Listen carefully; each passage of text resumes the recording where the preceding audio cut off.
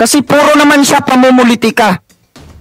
Kapag hindi niya kaalyado, kahit kulang sa ebidensya, hahalughugin na parang daga. Ngayon, nakaalyado niya, pinagtakpan niya. Nandyan na ang testigo. Marines ang nagtestigo. Katiwala kaysa sa kanya. Pero bakit hanggang ngayon hindi pa rin ipinaaresto? Bilang isang Jinsi, ano ang nagmotivate sa iyo upang magsalita sa nagaganap na korupsyon sa ating pamahalaan? Ang nagmotivate sa akin ay ang aking sarili. Walang sino man ang nag-utos sa akin para magsalita. Lahat naman tayo ayaw ng korupsyon. Nakikita natin na inaalipin tayo ng mga magnanakaw. Kaya iligtas natin ang ating bayan. Iligtas natin ang ating inang bayan. Palayain natin ngayong October 12. Magkaisa tayong lahat. Walang kulay.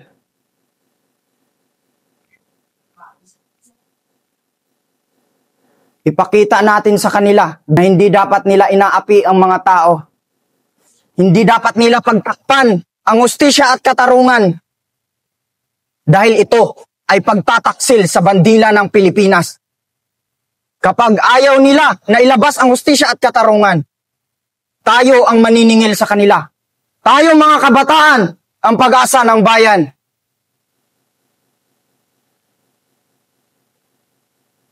Meron bang mararating ang iyong pinaglalaban? Meron kapag nagkaisa tayo. Mananalo ba tayo sa labang ito? Hindi sigurado. Pero lalaban tayo ng may pagmamalasakit sapagkat ang kabayanihan ay pagbubuwis ng buhay ng walang kapalit.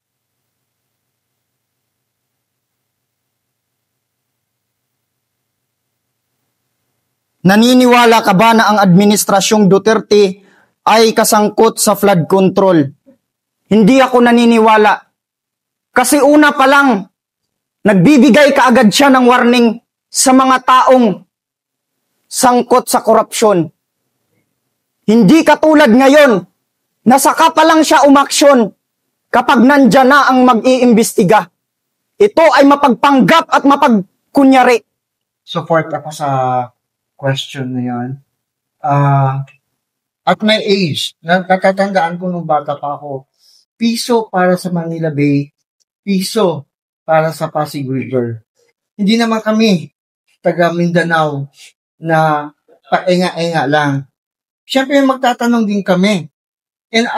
Sa edad namin, elementary kami, hindi pa kami nakapunta ng Manila.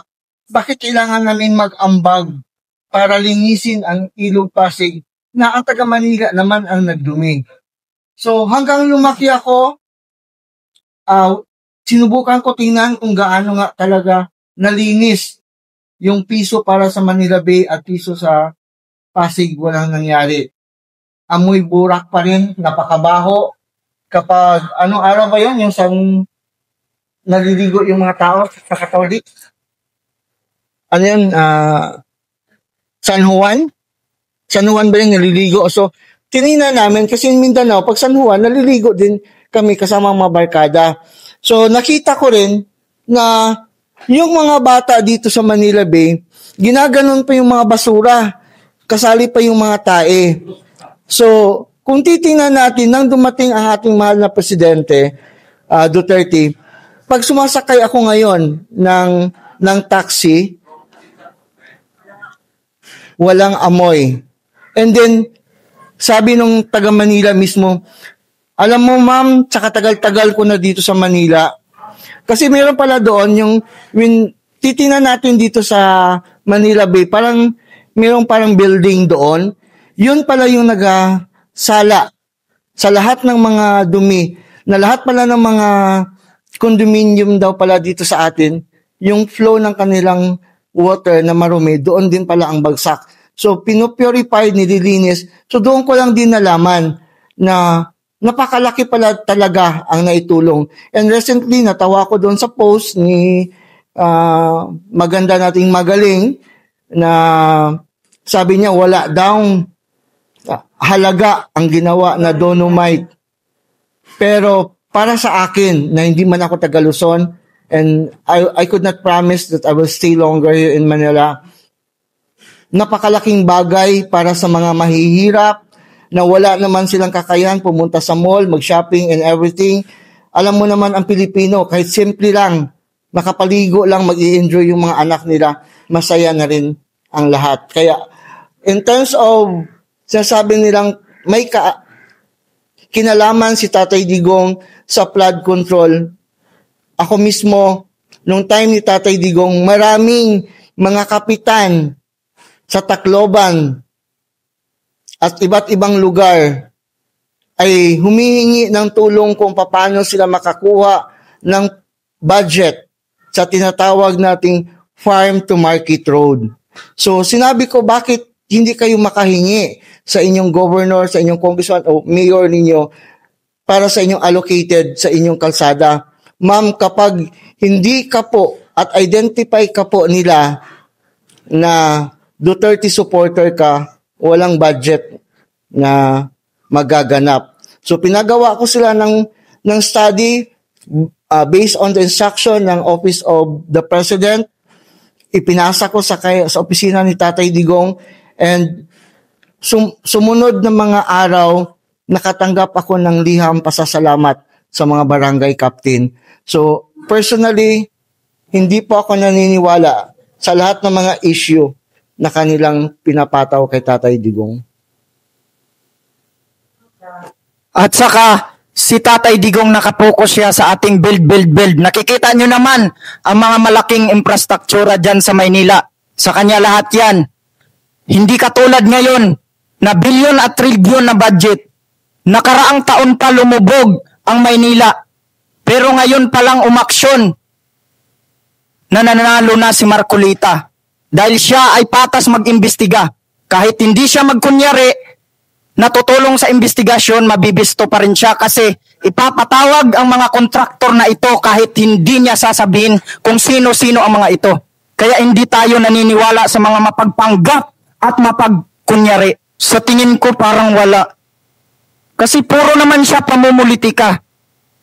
Kapag hindi niya kaalyado, kahit kulang sa ebidensya, hahalughugin na parang daga. Ngayon, nakaalyado niya, pinagtakpan niya. Nandyan na ang testigo. Marines ang nagtestigo.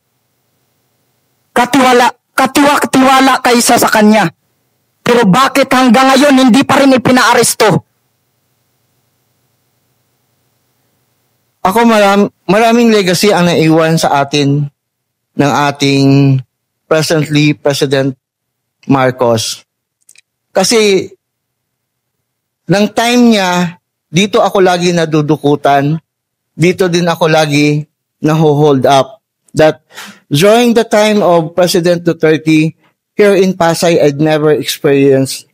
So marami din ang tumatak sa isip ng mga driver na very dangerous for them ang magbiyahe. Minsan may mga nag-PM sa akin na, ma'am, paano po natin ipapahuli yung mga involved sa drugs? Sabi ko, make it sure na safe na lang yung family ninyo. Bakit? Laila de Lima nga pinalayas na nandoon na yung mga ebidensya. How much more? Kapag nagsumbong kayo, instead na yung isinumbong ninyo ang huhulihin, baka kayo pa ang mapapahamak, kayo pa ang huhulihin at ibabaliktad yung mga report na inyong ginagawa. So sa panahon ni Tatay Digong, maraming mga pulis ang naging masaya dahil tinaas ang kanilang sahod, yung mga teachers itinaas, yung mga EFP tinaas, yung mga CAFGO na idinulog ko kay Tatay Digong, itinaas din ang kanilang sahod. Pero nang umupo ang kasalukuyang Pangulo, maraming mga pulis ang nagreklamo sa akin dahil binawasan daw yung mga benepisyo na ibinigay ng ating mahal na Pangulo. So sana, lagi nating iisipin mga Pilipino, nandito kami upang manawagan na magkaisa tayo kung kayo man ay may alitan sa ibang grupo, kung kayo man ay may sama sa ibang grupo, o kung kayo man po ay may sama ng loob sa akin. This is the moment na tugunan natin yung panawagan ng ating mahal na Congressman Kiko Barsaga na talagang taos-puso siyang isusugal ang kanyang buhay para lamang sa ating bayan.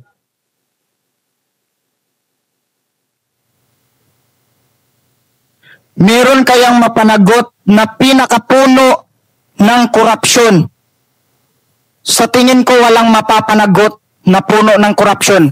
Kasi mahirap kalabanin ang kanilang sarili.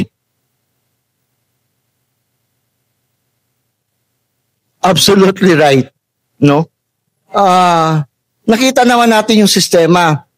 Nandoon na yun lahat. Nagtuturoan, lumalabas na kung sino yung nasa itaas, mula sa boss, yung boss ko, hanggang sa boss na lahat, hanggang on the finish line na sana, malalabas na yung tunay na maskara, natanggal na yung tunay na maskara, kung sino ang utak ng lahat.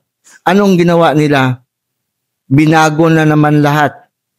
Binago ang blue ribbon, binago ang...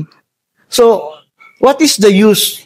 So kung patuloy nating hahayaan yung karumal-dumal na ginagawa ng ating gobyerno ngayon, pwede naman kasi uuwi na lang kami sa probinsya. Mas masarap pa ang buhay doon, mas masarap pa ang sariwang hangin kaysa dito sa Manila. At saka, i-quote ko rin, pasensya na po. Ang sabi nga ng ating mahal na Inday BP Sara, ayoko nang tumira sa Manila. Ang daming plastic. So, sana yung pagiging plastic natin, magiging recycle naman tayo. Ibig sabihin, we are fighting here in Manila, hindi para sa amin. Hindi ko to pinaglaban para sa mga anak ko, hindi ko to pinaglaban para sa mga apo ko, dahil imposibleng magkaanak ako at imposible na magkaroon ako ng apo. So, ipinaglaban ko ito para sa inyo na mga nanay, mga tatay, mga lolo, mga lola, yung mga single natin that one day, may legacy kaming maiwan sa inyo na pagdating ng panahon, yung mga anak ninyo, safe na umuwi. Katulad sa isang kasamahan natin, ma'am, kailangan ko na po umuwi dahil pag lumampas yung tubig hanggang liig. So, ito ba yung buhay na gusto nating patuloy na daranasin ng ating sambayanang Pilipino? Kung meron man sana na dapat manungkulan sa ating bayan, yung mga taong katulad ng makikita natin sa social media na talagang ipinaglalaban ang ating bayan. So yan, muli, magandang araw sa ating lahat mga kababayan at mga kapatid nating nasa ibang bansa at lalong-lalo na dito sa ating Pilipinas. So ako po si Nelgy de la Cruz Matunding, ang tagapagpangasiwa o founder ng SICAD Pilipinas. Ako po ay taga Don Carlos Bukidnon at 24 years old. At umikot po ako sa buong Pilipinas sa loob ng 2 taon para suportahan po yung proteksyon ng mga senior citizen o ito pong pagpapasa ng Anti-Elderly Abuse Act. So ito po ay parang natatabunan dahil na din sa mga naging issue ng ating bansa ngayon. So parang baha na biglang dumaos at nilunod. Maraming naapektuhan, umiyak na lang sa patago yung mga matatanda. At ngayon, isang karangalan po na nandito ako. At matagal na din po akong nag-standby dito sa Maynila. Inaantay ko lang po yung pagtalakay nito muli. At hanggang sa ngayon ay wala pa pong pagtalakay nito. At kinagagalak ko po na maimbitahan dito ngayon sa CAT-PH ang korupsyon ay tapusin.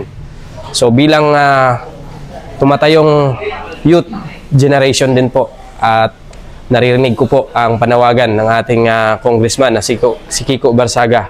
So isang karangalan po na makalahok dito ngayon sa pagtitipon. At lubos po akong nagpapasalamat sa mga lolo at lola na nasa ibang bansa na todo suporta dahil ito lang po yung paraan sa pamamagitan po ng boses ng mga apo ay mapakinggan po ng ating mga nasa posisyon. Naway may pasa po nila itong batas na ito po. Yun lang po. Sir Sikad, Ate Melvin, sa iyong paglalakbay, pagsisikat ng Luzon, Visayas, Mindanao, kasi nakita natin yung paglilibot mo, buong Pilipinas na nalibot. Yes po. Ano yung napansin mo through DPWH, kasi nasa kalsada ka? Yes po. Ano yung napansin mo simula noon na may connection siya dito sa kinaharap natin na Ghost Project na alam naman natin hindi lingid na bilyon-bilyon yung nakulimbat na pera. Yun nga po. Ano ang napansin mo sa paglilibot mo? So ayan po mga ma'am, sir, salamat po sa inyong tanong. Sa loob ng 2 taon at 5 buwan at sa 40 provinces na aking nabiyahe ay tila ba napansin ko sa bawat kalsada at bawat tulay na aking nadadaanan, marami talagang mga kakulangan at malaki ang mga pondo.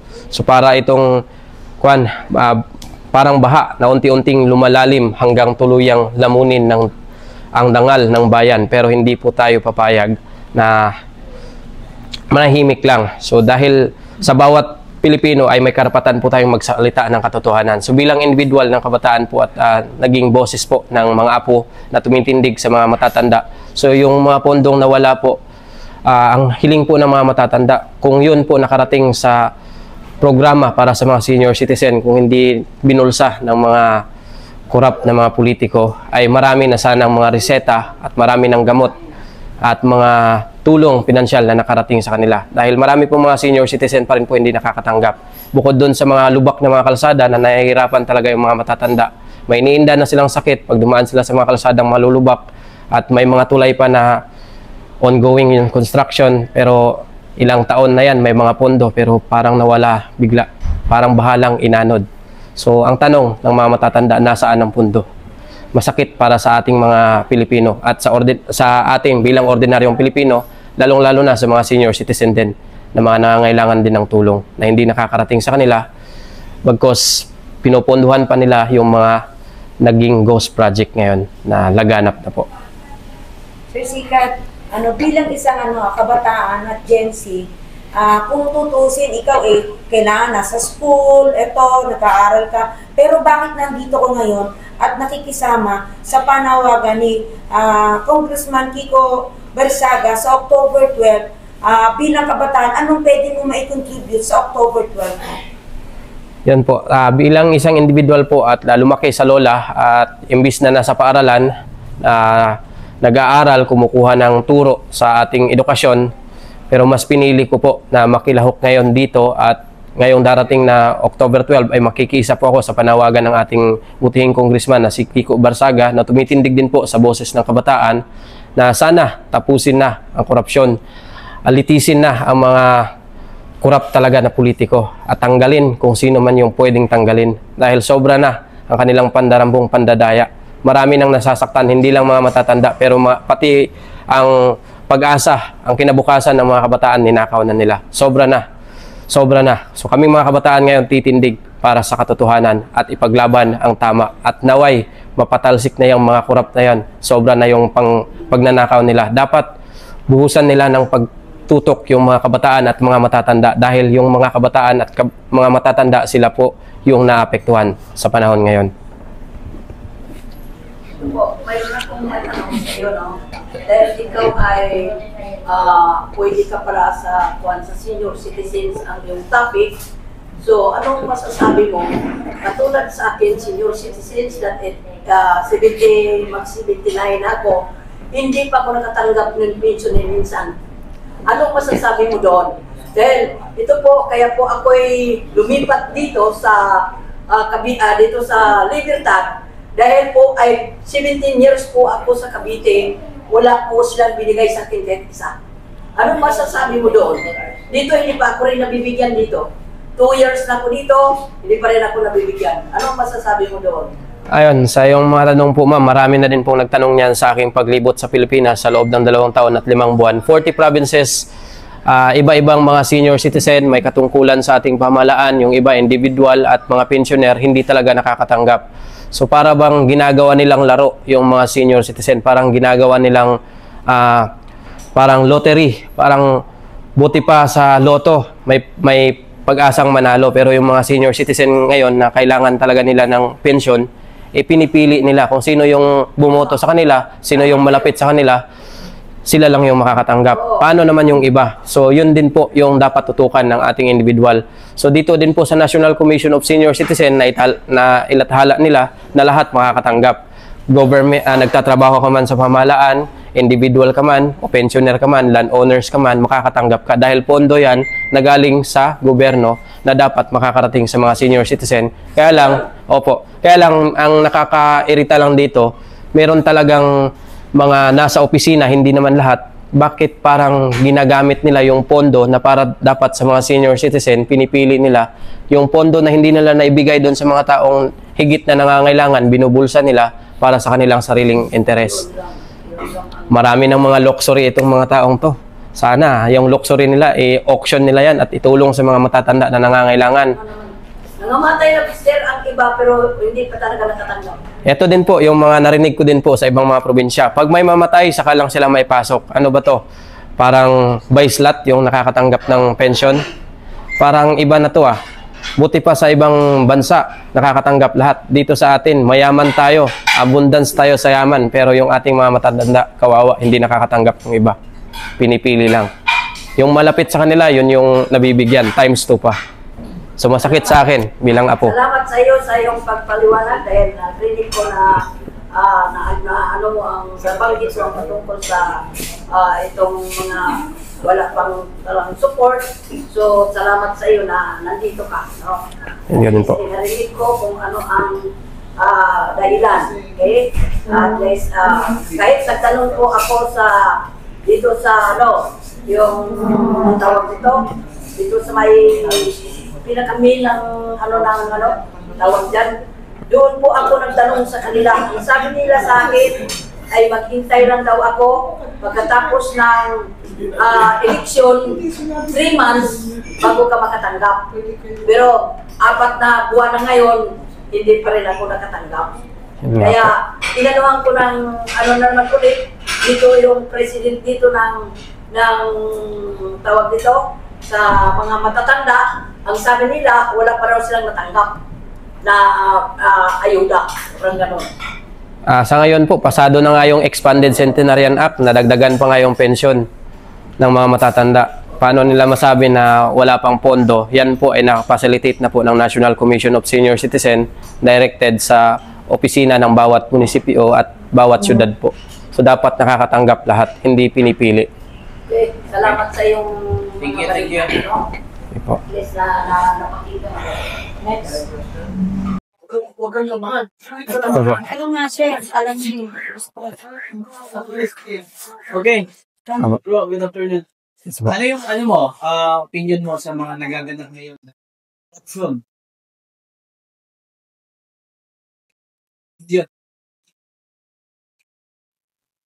Ayun, ang masasabi ko dyan sa mga nawawalang pondo sa mga flood control na trilyon-trilyon at bilyon-bilyon. Ang mga hinaing ng mga senior citizen, bakit mas nilaanan nila ng pondo yan at nawawala lang bigla, iglap. Parang baha talaga yung sinabi ko kanila na biglang lumalim at inaanod na lang, nawala bigla, lumaho. Buti pa yung mga maliliit na mga munisipalidad, maayos yung kanilang mga proyekto. Pero bakit itong mga nasa patataas na mga opisyal ay parang sila pa mismo yung nang-aabuso sa kanilang kapangyarihan. Sana magising sila. At kung meron pa silang pagmamahal sa bayan, mag-resign na sila. Kasi masakit na. Sobra na sila.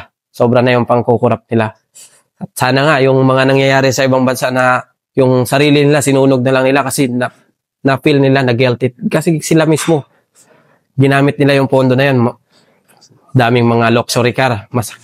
Sobra-sobrang mga luxury car. Yung mga, samantalang yung mga kababayan natin, minsan hindi pa nakakakain.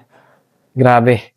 Masakit para sa aming mga kabataan na makita yung sitwasyon na yan. At naawa kami sa mga matatanda na kahit sa kanilang edad ay bumubulong na lang sila na sana merong tumindig para manawagan na sana mag-resign na yung mga taong yan. Sobra na yung pangkukulimbat nila sa bayan. Ginagamit pa nila yung pangalan ng mga senior citizen. Hindi lang flood control, pati din yung pensioner, yung ghost pensioner ng senior. Patay na, nililista pa. Kasi sabi nila, bibigyan daw ng ayuda. Parang flood control lang din. Ghost project. Sir Sikad, sa ngayon ay parang nakikita natin na yung ginagawang panlaban sa korupsyon ng ating gobyerno ay hindi sapat. Bilang isang social media influencer, ano ang suggestion mo sa gobyerno upang malabanan ito? Po, sana po yan po. Sa ngayon, nakikita natin na yung pamamaraan ng ating gobyerno na paglaban sa korupsyon ay parang hindi sapat. So bilang isang social media influencer, ano yung suggestion mo sa government natin upang makatulong o maging mas malakas o mas maging effective?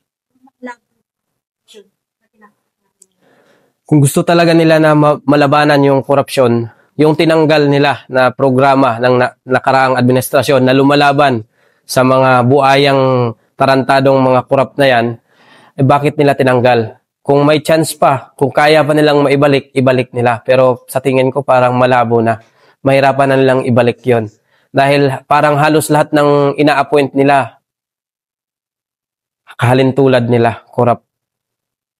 Pati na itong ating kakapasok lang ngayon na medyo opo. So do you think itong naipaupo na ombudsman natin ay ang daming tumututol, no? Kahalintulad lang nila. Para sa'yo, nararapat nga ba na siya itutulan? Kasi napapanood natin, ang daming nagrarally, nagpupunta mismo sa harap ng DOJ, Supreme Court, na tutulan dahil may issue siya, may mga issues. Do you think dapat tutulan? Bilang founder ng Sikad Pilipinas, nakita ko po yung mga background ng nakaraan na freeze release dito sa ating talagang ombudsman na ito. Na ang kanyang anak mismo ay naging isang bahagi ng pangangalakal ng illegal na gamot. Bakit siya pa ang naupo? Hindi, para sa amin mga kabataan, hindi bagay sa kanya na maupo. Kasi mismo siya, hindi niya nadisiplina yung kanyang sariling angkan, sariling anak. Tutukuyin na natin yung anak niya na mismo, na aresto. Ngayon siya inappoint bilang ombudsman. Napakalaswa naman. Maraming mga ibang bansa na mga Pilipino na nandun na nanirahan, nasasaktan sa nangyari ngayon.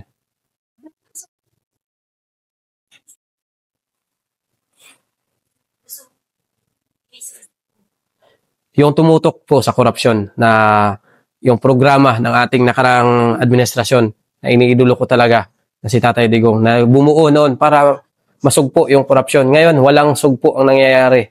Parang ginagawa nilang laro yung korupsyon sa opisina ng ating mataas na mga administrasyon. Sa Congress, kahit saan man na point, maraming mga korap. Dapat maibalik yun kung kaya pa nila. Pero parang sa tingin ko, mahirapan sila kasi mismo sila korap. Yung nag-appoint mismo korap. So, balibang po sa corruption, sir, ano po yung nagbigay inspirasyon din sa inyo na suportahan po itong ikinakasa ni Kiko Barsaga this coming October, sir? Bilang pagtindig ko po sa boses ng mga matatanda at maraming mga retired na po na mga abogado at retired na po na mga nanunungkulan sa ating pamahalaan dati na nagko-consult ako sa kanila. Gusto ko mang tumigil kasi nahihirapan ako. Kasi yung boses ng mga matatanda ng Anti-Elderly Abuse Act natatabunan. So ngayon titindig ako dahil nandito po ang ating nag-iisang congressman na si Kiko Barsaga na tumitindig bilang boses din ng kabataan. Sa amin dito ngayon, kasama si Super DM, kami kabilang sa kabataan, kami makikiisa sa panawagan ni Congressman na makilahok para sa korupsyon ay tapusin. Yan po.